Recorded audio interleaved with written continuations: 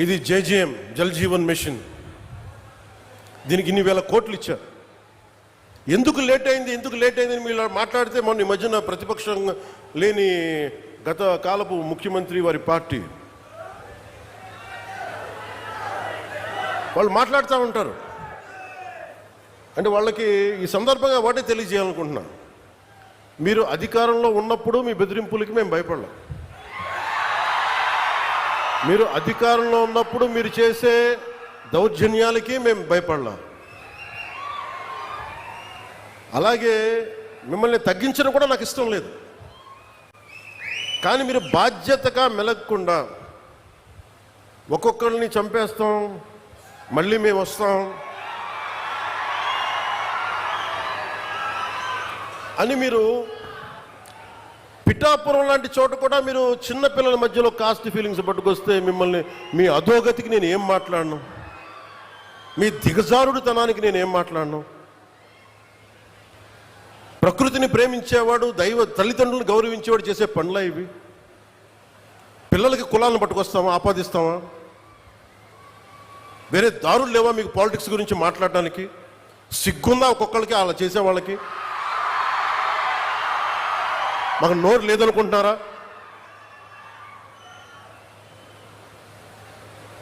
కూర్చొని మీరు కాంట్రాక్ట్లు వేస్తే కాంట్రాక్ట్లు వేసిన వాళ్ళందరినీ మేము బెదిరించేస్తాం, జైల్లో పెడతామంటే ఏమనుకుంటున్నారా మీరంతా?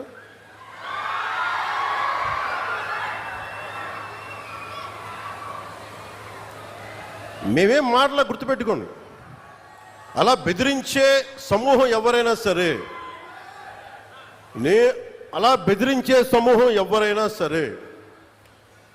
మిగతా వారి గురించి నాకు తెలియదు. పవన్ కళ్యాణ్కి అధికారం ఉన్నా అధికారం లేకపోయినా పవన్ కళ్యాణ్ ఎప్పుడు పవన్ కళ్యాణ్ లాగే ఉంటాడు, భయపడ్డాం. చాలా ఇంట్లోంచి బయటకు వచ్చేటప్పుడు తిరిగి వెళ్తాం లేదు అని డిసైడ్ అయ్యే వస్తాం. అందువల్ల మీ ఆకు రౌడీలు కానీ, అలాగే చెప్తున్నా, ఏదైనా మాట్లాడితే అధికారులు కూడా భయపడుతున్నారు. ఎందుకు భయపడుతున్నారంటే చెవుల్లో చెప్తారు, అదే సార్ వాళ్ళ వెనక చాలామంది రౌడీలు ఉంటారండి, కిరాయి హంతకులు ఉంటారంటే. మీకు కరెక్ట్గా యోగి ఆదిత్యనాథ్ లాంటి ట్రీట్మెంట్ కనుక ఒక్కొక్కడికి ఇస్తే, ఒక్కొక్కడికి రౌడీజం అంటే కాలు కీలు తీసి మడత పెట్టి కింద కూర్చోపెడితే, అప్పుడు కరెక్ట్గా చెప్తా, కరుడు గట్టిపోయిన జీవితకాలం ఒకే మనం వాళ్ళతో ఏకీభవించవచ్చు, ఏకీభవించకపోవచ్చు. నక్సలైట్స్ తోటి, వామపక్ష తీవ్రవాదులతో మనం ఏకీభవించవచ్చు, ఏకీభవించకపోవచ్చు.